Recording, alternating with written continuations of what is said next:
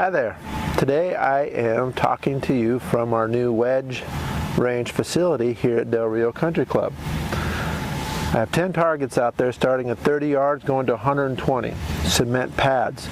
So when you hit from here, when you actually hit it the correct distance, you land on the cement pad, it bounces, and you can actually know how far you hit it. What a wonderful place to go practice working on your distance control, your approach shots, a little bit of accuracy. But even more important than that, I think it's really important that a person spends a lot of time on a half swing working on proper impact and release positions. So I'd love to come over here and work on my half swing. Then when I go to the driving range with my driver, I can just take big, full swings, work on my balance and my finish, and not worry so much about what's happening when I'm going 100 miles an hour. Here, since my target's only going to be 30 or 40 or 50 yards away, it helps me just slow down, swing a little softer.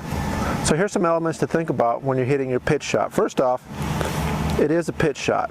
It's not a chip shot. A chip is that little bump and run around the green. So I wanted this pitch shot to be more of a smaller version of your full swing, which actually has the elements of a little bit of wrist hinge, some transfer of your weight, your lower body working through, and an arm release. Your full swing has that. We're going to work on it in the half swing, as opposed to the big chip shot, which ends up, unfortunately, making the club be really close and kind of chunky. Another mistake people make when they hit these shots is they tend to make very long back swings, and the ball is going to go too far. Then they slow down, decelerate, they hit it nowhere. Sometimes they hit it fat. So here's what you'll do when you hit this shot when you come out here. Pick a club. I'm going to use a 52 degree. I'm going to take a half a stance. Not a full stance, because that's a full swing, a half a stance, a little bit more weight on my forward side, keep the ball centered, not back, keep it centered, and then I'm just going to work on a swing where I get a little bit of shoulder and arm motion, get my arms back to roughly about half a backswing, then I'm going to come through and make a full release with my arms and my body and go to my finish.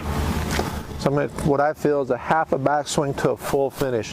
This guarantees that I'll be accelerating through, and then I'll make good crisp contact and I'll get some spin on the ball. I'm going to first do it and see how far it goes. So when I'm down here and I hit this shot, I can see that this particular club, when I take that length swing, goes roughly about 75 yards. Well, I have a few targets out here now. Now I know how far that goes. I have a target at 70 and a target at 80. So I can decide, well, if I want to go to 80, I can make it just a little bit longer than that and get to my finish, or perhaps a little bit shorter than that. I think it would be incorrect to try to go shorter on the follow through. So when you come practice the wedge range, I'm going to have you do slightly narrow, weight a little bit more forward, a little bit shorter backswing, full finish, and try that with 3 different wedges.